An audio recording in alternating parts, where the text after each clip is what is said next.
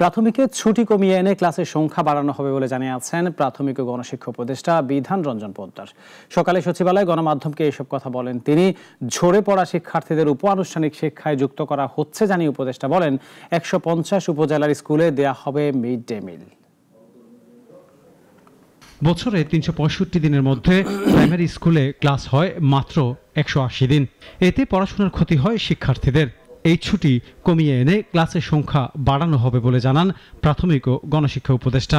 এছাড়া ১৬ বছর পর প্রাথমিকের বৃত্তি পরীক্ষার সিদ্ধান্ত নেওয়া হয়েছে।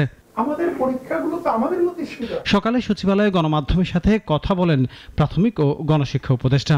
ছুটি কমিয়ে আনার কথা জানিয়ে বলেন, দেশে ৬৫,০০০ স্কুলের ৩২,০০০-এরই নেই প্রধান শিক্ষক।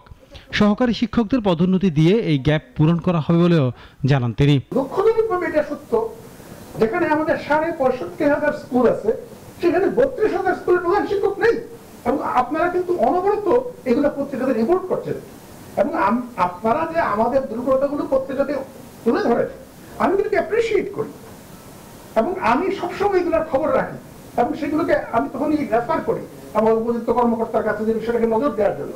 একজন শিক্ষককে শিক্ষা বহির্ভূত বিভিন্ন কাজে লাগানো হচ্ছে, এগুলো চিহ্নিত করে সমাধান করার চেষ্টা করা হচ্ছে বলেও জানান উপদেষ্টা। আমি দেখতেছি আমাদের একজন শিক্ষককে শিক্ষা বহির্ভূত বিভিন্ন কাজে বিভিন্ন মন্ত্রণালয় কাজে লাগাচ্ছে, যেন মানে শিক্ষাটা কোনো গুরুত্বপূর্ণ বিষয় না।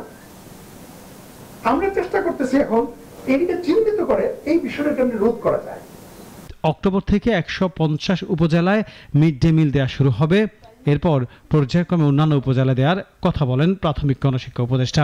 জানান, মিলে বান, ডিম, মৌসুমী ফল, দুধ এবং বিস্কুট দেওয়া হবে। যখন প্রচারিত হবে।